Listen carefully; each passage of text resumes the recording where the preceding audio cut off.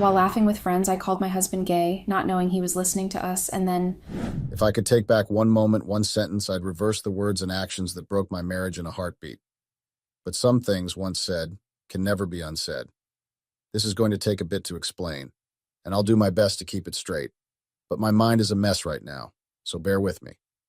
My name is Kate, and I have been crying nonstop for 5 days now because my 3-year-old marriage is over, due to my recklessness.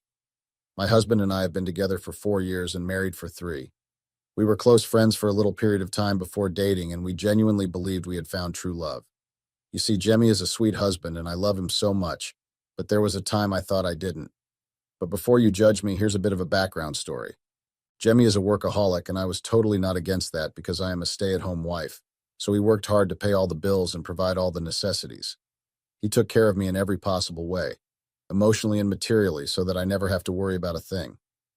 As a stay-at-home wife, I saw how much effort he poured into his job, yet he never let that come at the expense of our well-being. He never forgot to make me feel secure, ensuring that all our needs are met and that I'm always supported. With Jemmy, I never had to worry until that changed and it cost me my husband. Initially, when we first got married, Jemmy was always the first to initiate anything, but right before we crashed, everything felt different, at least from my point of view. Also, we were the model couple for our friends and everyone else around us. They would always seek relationships advice from us. Jemmy was the perfect husband I wanted to spend my eternity with, but I'm not sure of that anymore. And it's all my fault. Fast forward to how it all started.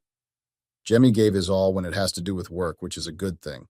I mean, who doesn't love a hardworking man, especially when he meets all your needs and expectations in life?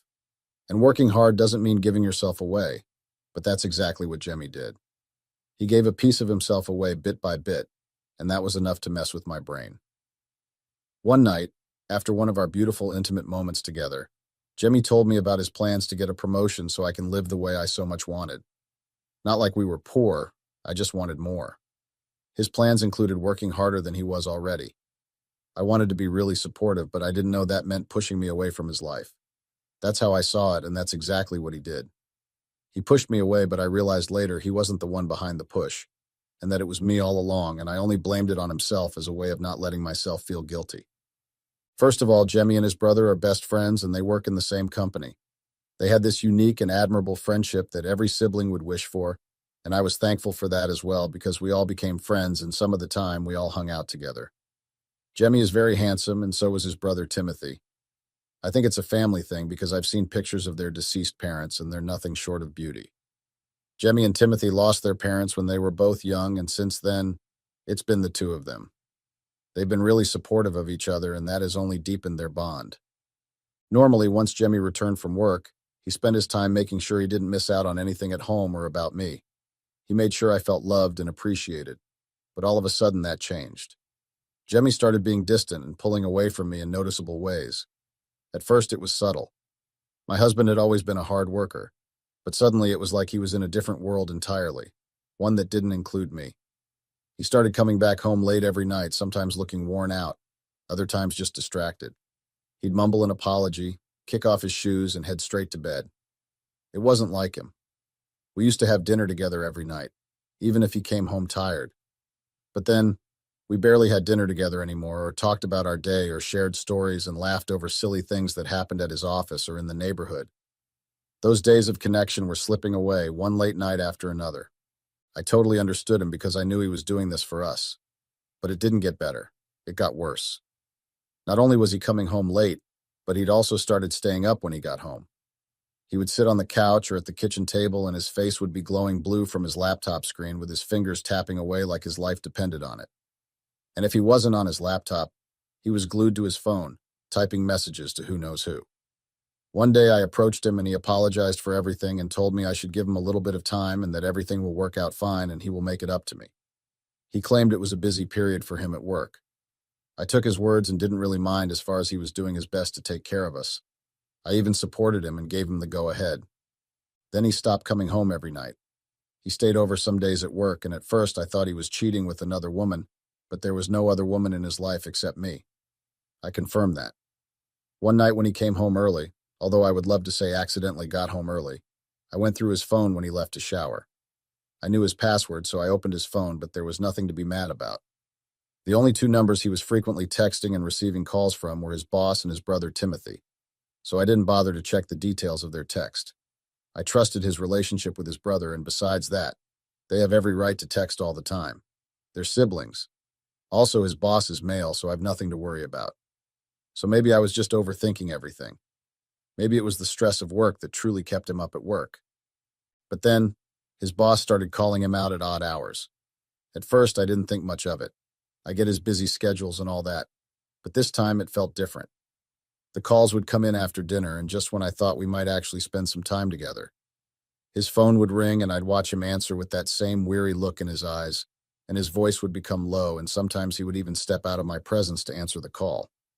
Annoyingly, the next thing that followed would be him grabbing his jacket and rushing out. At first, I believed him. I'd remind myself that his boss had always been a demanding type, the kind who expected his employees to be available around the clock. Maybe this was just a rough patch at work, a big project that required an extra hour. And he's really working hard to get that promotion so we can live a more luxurious life together. But then the dinners started happening. He'd come home after one of those late-night calls, and when I asked where he'd been, he'd tell me they'd gone out to dinner, just him and his boss to discuss business over a meal. I told him I thought he hated those work dinners, but he shrugged and said there's nothing he can do, that it was part of the job. I tried to tell myself that it wasn't strange for his boss to call him out so late, that these dinners were just a necessary part of his career. But deep down, something didn't sit right with me.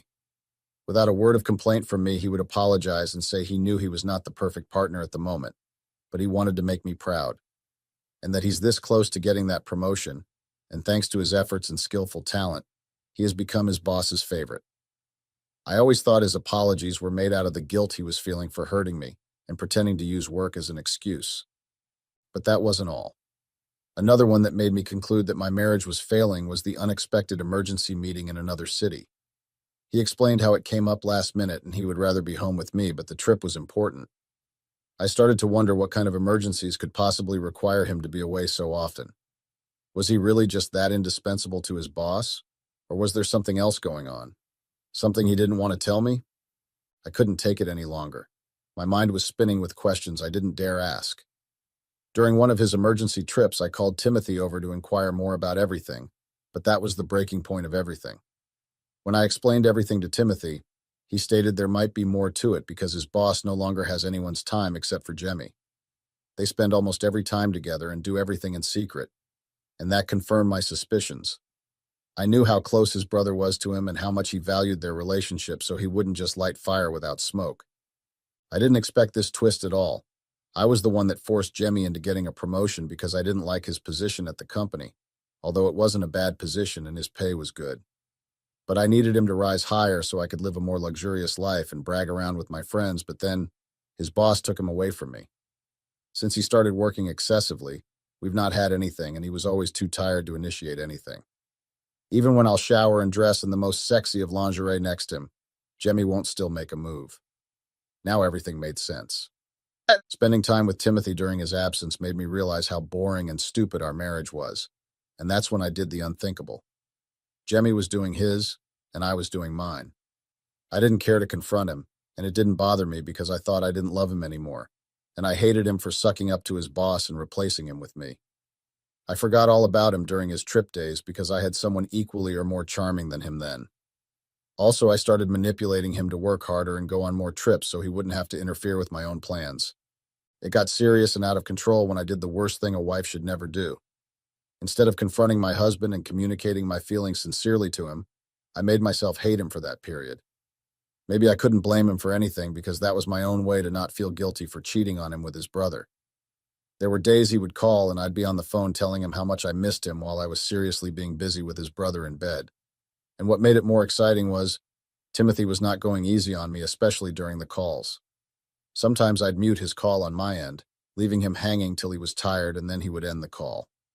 Later, when he would call back or whenever I chose to answer his call again, I'd apologize and tell him it was due to a bad network, and I couldn't hear him, and made up whatever excuses I see fit for the situation. Sometimes I would shout for him and blame him for being the reason we were not talking much. He would believe me without doubt and apologize because he loved me. And these went on and on and on. Like they say, all good things must come to an end. And that's exactly why I'm here, because I'm barely breathing right now and I need help. It's overwhelming. It didn't have to end that way. It all came crumbling down when my friends came over for some drinks. Jemmy wasn't in town and wasn't going to be back in a few days. And naturally, I took advantage of the situation. I opened bottles of wine and rolled out crates of beer. It was like a mini party, just for close friends. We sat in the living room, played grown-up games, and talked about everything. One of the girls casually mentioned how she really needed to get out of the house that night. When we asked why, she said that her husband took every chance he got to make love to her. She was exhausted and needed a break. In my frustration, I gasped that she was at least getting some action. That was when they asked me what was wrong. I didn't want to say anything at first, but everyone was there bearing their souls out, and it would only be wrong for me to hold my cards to my chest. And to be honest, I was dying to tell my marital problems to someone else. So with that, I spilled the tea. I told them how I haven't been intimate with Jemmy for the longest time. They all gasped in disbelief.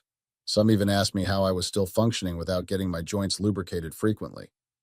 I laughed and continued, mentioning that he preferred his boss over me, and that they have a relationship that made our marriage look like strangers living in the same house.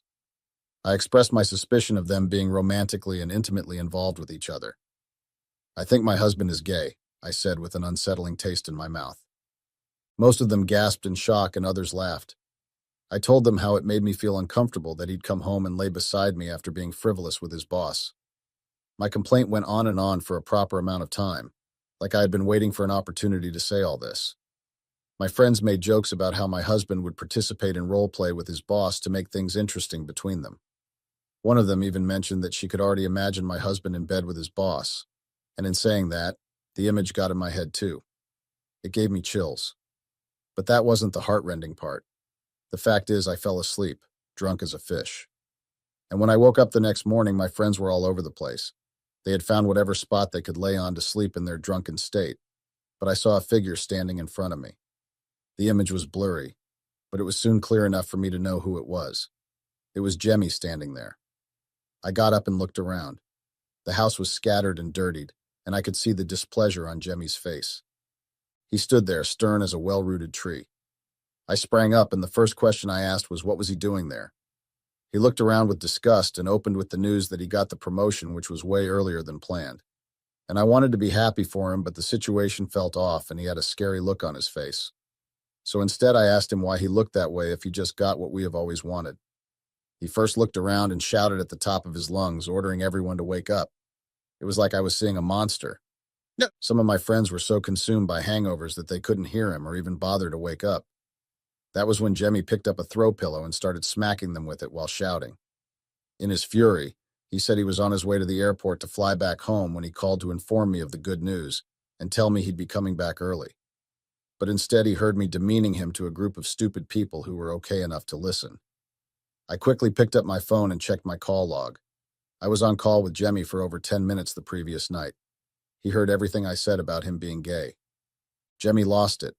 He was pained that he had sacrificed so much for me, for us, so we can have a better life. And that was how I could repay him. He said I stabbed him in the back in the most humiliating of ways. While he was raging, my friends were all quiet and terrified. Jemmy looked at them all with a condescending frown, and with the rage of thunder, he shouted that they should all get out of his house. Like rats, they scampered off.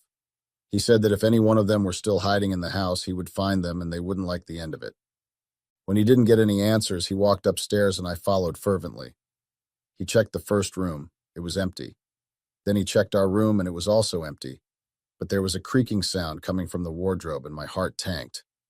He pulled the doors open and Timothy was standing there in only his underwear with his clothes in hand, held up against his groin area.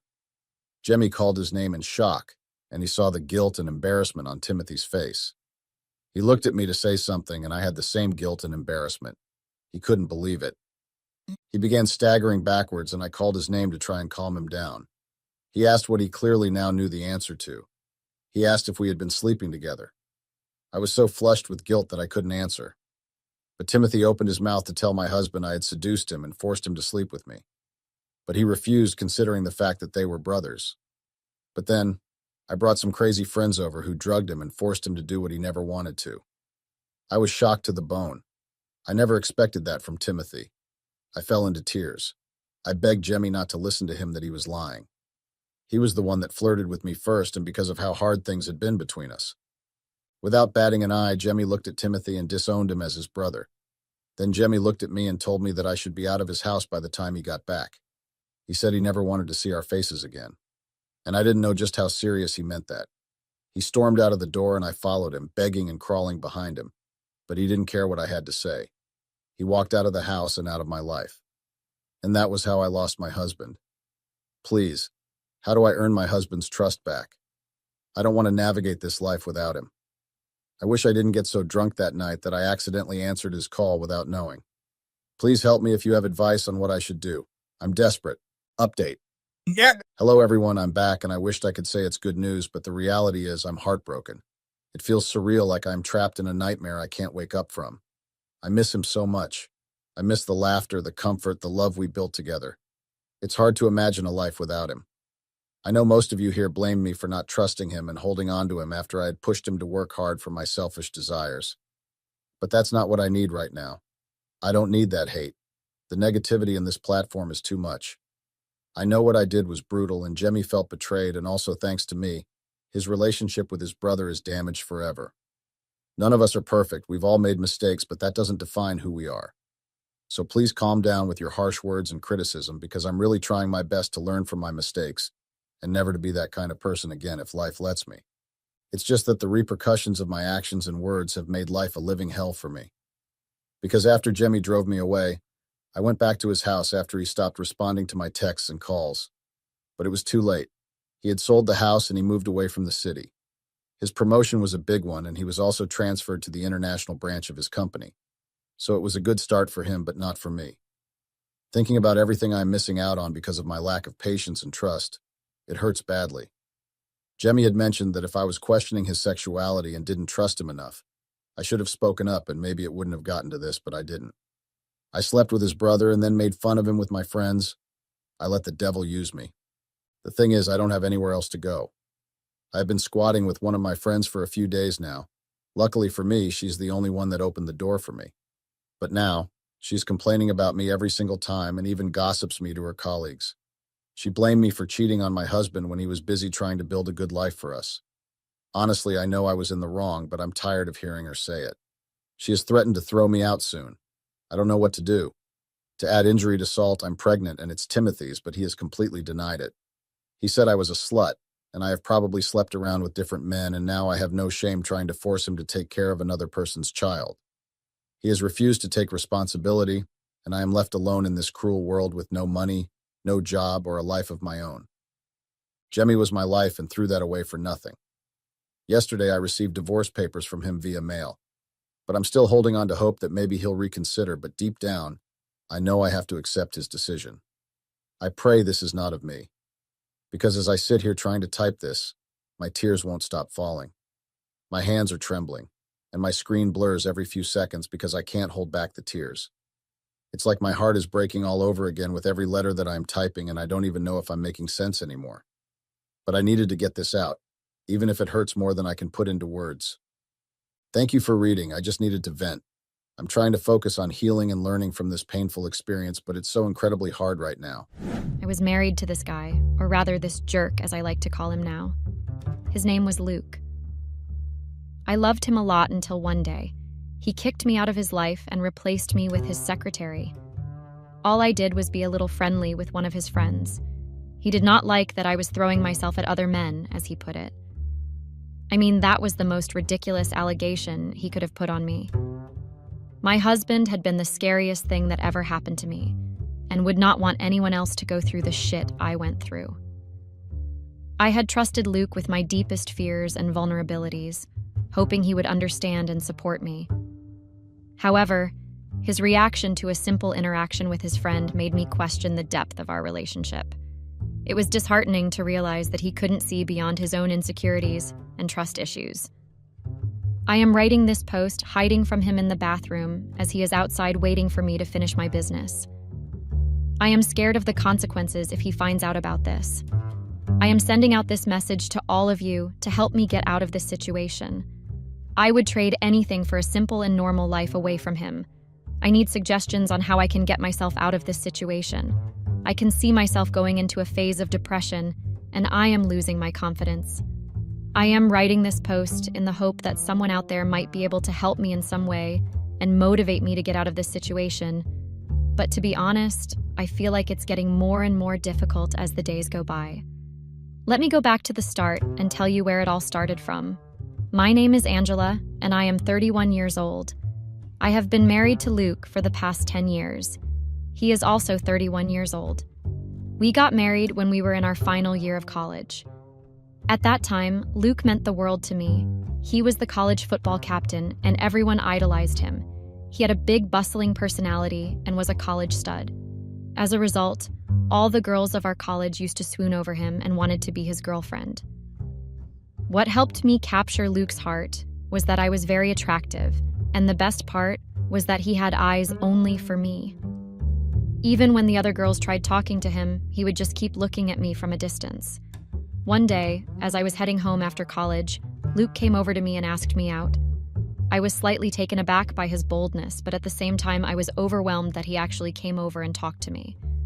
I had always been smitten by him, but never had the courage to go and talk to him. I immediately said yes, as this was every girl's dream in college to be Luke's girlfriend. Our date led to many dates, and soon we were officially known as a couple in the entire college. Luke was an alpha in every sense of the word. He made sure that no other guy looked at me or talked to me. He made it very clear that I was taken and no other guy was to be seen anywhere near me. What can I say? I loved him being so possessive and so involved in my life that it never occurred to me that this was in reality nothing but controlling behavior. I was so blind in love with him that everything he did looked romantic. Looking back, I realized that Luke's possessiveness and need for control were signs of an unhealthy relationship. It wasn't until later that I understood the importance of maintaining individuality and healthy boundaries in a partnership. After we finished college, Luke joined his father's business and proposed to me. It was just 6 months since we had been dating, but since I was already head over heels in love with him, I immediately said yes. We got married in less than a month. Things were pretty good at the beginning. I loved him being overprotective about me. He always accompanied me everywhere I went, be it shopping, meeting friends, or even to get a coffee. I adored the fact that he wanted to spend every single minute of his time with me. I found it very cute and attractive. I believed this is what true love looked like. I was too young to know that it was a toxic and controlling behavior. As time went on, I started to realize that his constant presence was suffocating. I began to feel trapped and unable to make decisions for myself. It took me a while to understand that true love should be based on trust and mutual respect, rather than possessiveness and control. I decided to talk to Luke about his behavior and get my individuality back. Before I got a chance to do that, his father got really sick. Luke was already too occupied by taking care of his father that I couldn't get myself to bring up this topic. His father passed away after 1 year of our marriage, and things got a little difficult for us financially. All of Luke's clients started disappearing after his father's death. I suggested that I could help with the finances by getting a job. This would in turn reduce the financial burden which Luke was carrying solely on his shoulders. He was against it at first, but as we were going downhill and things were getting really bad for us, he finally agreed to it. I started working at a cafe as a barista. My job was to be warm and friendly with customers while attending them so that they would visit again. One day, when I came home, I saw Luke sitting on the couch fuming with anger. He told me that he saw me smiling and chatting with a customer and asked me if that was the reason I wanted to work. I always knew that he had been very protective about me, but this was beyond limits. I told him that he was overreacting. I was doing my job. He laughed as if it was a joke and then asked me to quit. We were already in a hole financially. I tried to reason with him, but he told me that he could find other ways of making money. So there was no need for me to go out of the house with a job as an excuse. He insisted that I stay at home and focus on taking care of the household responsibilities. He told me that my beauty was just for him to take pleasure from, and no other man was allowed to do that. I explained to him that my job was for our financial stability and not for me to display my beauty. I might have gotten the job because I looked attractive, but I still had to do my work to keep my job. He never understood the point I was making and asked me to either quit or leave the house. With not much of a choice, I decided to quit my job and be a dutiful wife. This, I believe, was the biggest mistake I made. I should have left when I had the opportunity. It would have saved me from everything else I had to go through for the rest of the years with Luke. Our financial issues had caused a lot of stress, which led Luke to lose his hair early and develop a potbelly due to lots of drinking. He had turned from a hot and handsome hunk to average-looking middle-class man in his 30s. Whenever we went out, everyone stared at us and thought how such an average-looking man could get such a good-looking woman as his wife. This made him lose a lot of confidence, and he started acting even more possessive than he already was. My home had become my prison. I was allowed to go out only on occasions which worked in Luke's favor. Apart from that, I was to sit at home and do nothing else. I had become his slave who was to stay at home, take care of things, satisfy his desires, and only do things that made him happy. Luke's insecurity and possessiveness had taken a toll on our relationship. The once vibrant and adventurous love we shared had been suffocated by his controlling behavior. I was so scared of his anger that I never once went against his will. He was the only one that I had to support me, so I never even dared to question his actions. I yearned for freedom and independence, longing to break free from the confines of my own home. A few years passed, and Luke started doing well in his business. He was losing his charm as the good-looking and handsome young man that he was, so he came up with a plan. He would use me to lure new customers to sign up for his business. I would accompany him to his business parties where he would show me off as an art piece that he had collected. I was his trophy wife, and he knew the way men looked at me. He would use it to his advantage. The only time I could use my attractiveness was for him to get more deals and more clients. He was a hypocrite, to be exact. He used my beauty but never let me go out by myself. He had this constant fear that I might run away and never come back. He forced me to take care of my body in a way that could benefit him. I felt like I was also a part of his business, a showpiece that he could display to earn more money. I felt trapped and depressed, but there was no way he would understand the way I felt. I longed for independence and freedom, but his possessiveness only grew stronger with time. It became clear that my feelings and well-being were secondary to his selfish needs. I yearned for a life where my worth was not defined solely by my appearance, but breaking free from his control seemed impossible. One day, there was a huge party that Luke had organized to celebrate the merger of his friend's company with his company. It would be a grand event where everyone that had been associated with both the companies would be invited. As usual, Luke had instructed me to dress my best to charm everyone around him. He picked out everything for me. My dress, makeup, jewelry, and shoes. Everything was finalized by him.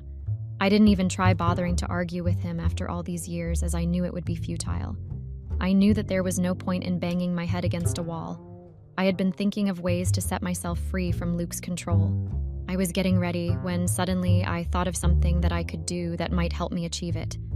I knew that this was the only way I could get a little relief from the prison I was forced to stay in. We both entered the party with the facade of a couple deeply in love. By this point, I had mastered the art of faking to be deeply in love with Luke.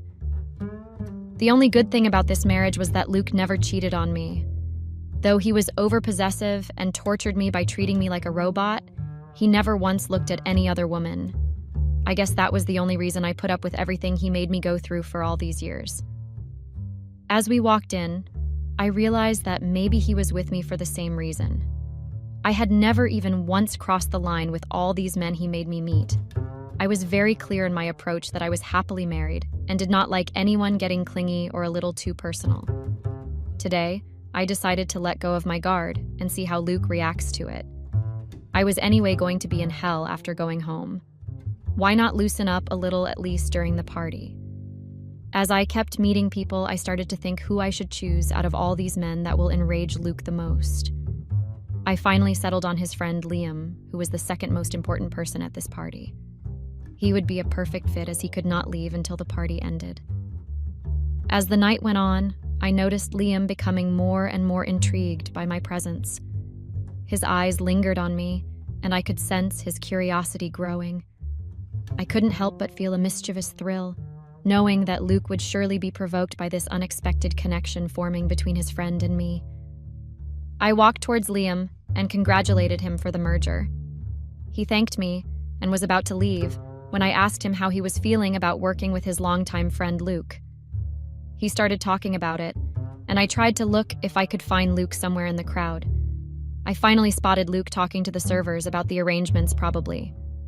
I looked at Liam and started laughing and asking him to share a few more of their childhood stories. Liam was very happy to talk about his friendship with Luke that went way back to when they were in school. I could see Luke walking towards us, and I laughed very loudly just to make sure that Luke saw all this.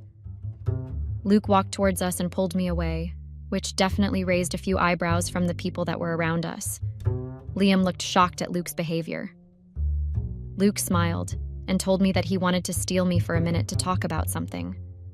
I knew that I had riled up Luke, and all this drama with Liam had definitely rubbed Luke the wrong way. As we walked away, I could sense the tension between us. Luke's face was furious, and I braced myself for the conversation that was about to unfold. Luke composed himself and told me that it was time for me to leave the party, and said that he could manage hosting the party on his own from here on. I insisted that I could help him by staying till the end. He started walking with me towards the main door, called the driver, and asked him to take me home. I went to my room and changed into comfortable clothes. I was very happy to have accomplished this little task of getting Luke angry. What happened next was something that I wasn't expecting at all. After the party was over, he came to our room and slapped me hard. He went on hitting me until I begged him to stop. I had no idea what I did so wrong that he started behaving this way. He told me that he saw everything that I was doing and told me that I was trying to sleep with his friend. I knew he was over-possessive, but this was even beyond his level. I mean, how he could call flirting as trying to sleep with his friend. Liam was cute and all, but the only reason I flirted with him was because Luke would be threatened by this. I never expected Luke's reaction to be so violent. It was clear that his jealousy had reached a dangerous point, and I couldn't understand why he would jump to such an extreme conclusion. My harmless flirting was merely a way to provoke him, and not an attempt to sleep with anyone. He had become an animal and would not even listen to anything that I had to say. After he beat me up, he asked me to sleep on the floor as he did not want such filth on his bed. He snatched away my phone and told me that he could take it away as he had bought it for me, and he had every right to take it back. I felt disgusted by his behavior. I was at least happy that I would not be forced to have sex with him tonight. That was the only good thing that came out of this. I took my pillow and a comforter and made my way towards the couch. I was so scared to even talk to him looking at his violent behavior.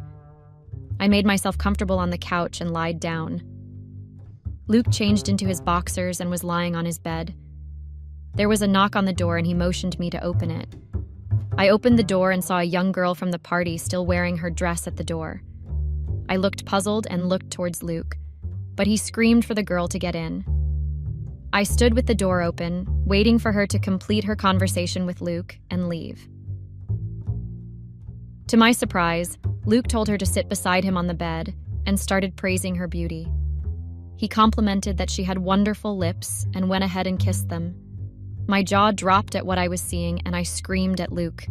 He told me I could stand there holding the door the entire night or sleep, it was my choice. He told me that I might be attractive to get everyone's attention, but he had money and could easily have any woman he wanted without any problem.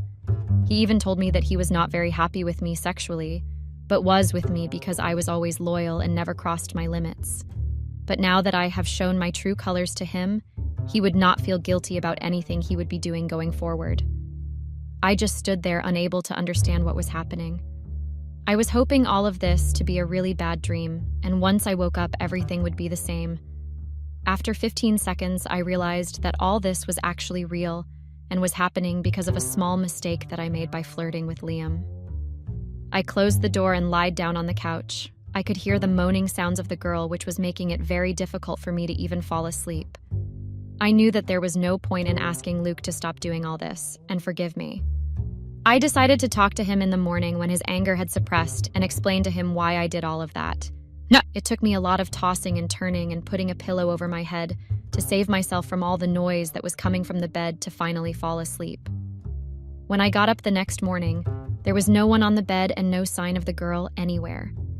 I thought to myself, probably when Luke realized that I fell asleep, He must have asked the girl to leave, and there was nothing more than a few kisses that were exchanged between them. At this point, I don't even know why I so badly wanted Liam to be just with me and to be loyal to me even after all the toxic things that he had done to me. I brushed and then went downstairs to talk to Luke before he went to work. I saw Luke sitting at the table eating his breakfast, and I felt relieved that there was no one around him. I went and sat on a chair beside him, and just as I was about to hold his hand, I saw the girl from last night in Inners, walking with a coffee pot towards Luke. She poured coffee by sitting on his lap right in front of my eyes. Luke behaved as if I was invisible and started kissing her. I was very angry and could not stop myself from asking Luke what the hell was happening. He told me that he was having breakfast and I was the one interrupting him. I asked him what the girl was doing on his lap. He laughed and told me that he had some discomfort in his leg and she was helping relieve his pain. I told him that it was not funny and I wasn't interested in any lame jokes early in the morning. He told me in all seriousness that these were the consequences for my actions from last night. If I would have behaved and obeyed him just like always, then he would have been my loyal and loving husband. Did he just call himself loving? Seriously? I wondered if my mission to get Luke riled up had backfired against me. I thought this would make him leave me, but instead he turned the tables on me and started cheating on me right in front of my eyes now. I felt a mix of anger and confusion as I watched him passionately kissing another woman. It was as if my attempt to provoke a reaction had only fueled his desire for revenge. At that moment, I realized the extent of his betrayal and questioned whether our marriage could ever be salvaged. In the next few days, I saw this girl behaving as if she was Luke's wife in front of my eyes, but I did not utter even a single word. He started treating me like a slave. I was not allowed to talk to anyone, go anywhere alone, or even decide what to wear. He started controlling all of my life decisions and would always accompany me wherever I went. He would not even let me go to the restroom alone. I was feeling so suffocated that at times, I felt it would be better if I just kill myself than to go through with this torture. I felt trapped and helpless, as if I had lost all autonomy over my own life. The constant surveillance and restriction took a toll on my mental well-being, leaving me desperate for an escape from this suffocating existence. The girl, by the way, was hired by Luke to assist him with his household chores. Now, this was something I had never heard of and knew that it was all bullshit. She was just here to cozy up with Luke and make me go crazy. I decided not to react to anything that they did to make me angry. No response was the best defense, and that would eventually stop Luke from doing all this nonsense. It worked for the most part. I would be lying if I said that it did not affect me at all. I would go in the bathroom and run the water and scream. I did not want Luke to know that what he was doing was actually affecting me. But deep down, I couldn't help but feel hurt every time Luke and she played their little games. Despite my efforts to remain composed, their actions still managed to chip away at my emotional armor. So, in those private moments of vulnerability, I allowed myself to release the frustration and pain that had built up inside me. I started feeling that my life was not as bad before all of this started. I was trapped, but at least I had mental peace. I decided to start writing a journal to keep myself sane. When Luke saw me busy and drowning myself in something that drew my attention away from the chaos around me, he threw my journal away. He told me that I was only allowed to look at them when they were around me. I didn't even have the freedom to watch TV or do anything else apart from what Luke wanted me to do. Luke's controlling behavior was suffocating, leaving me feeling trapped and exhausted. It became clear that he wanted to exert complete control over my thoughts and actions, further isolating me from the outside world. I made up my mind that I would tell my story to the world just to oppose Luke.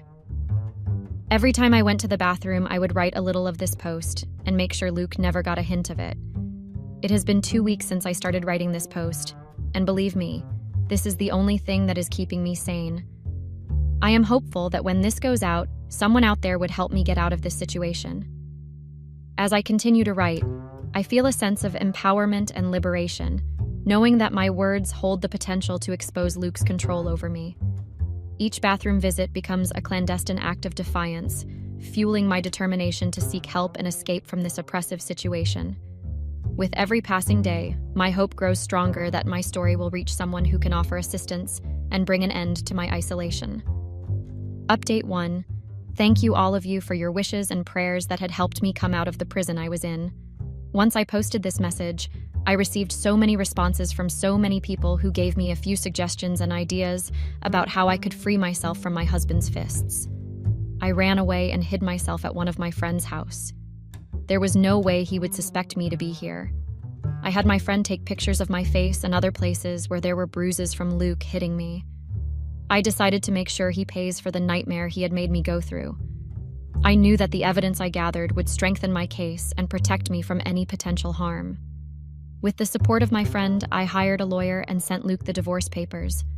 I was determined to break free from the cycle of abuse and regain control over my life.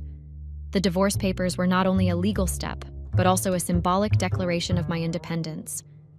As I awaited Luke's response, I focused on healing and rebuilding my self-esteem, knowing that justice would be served in due time.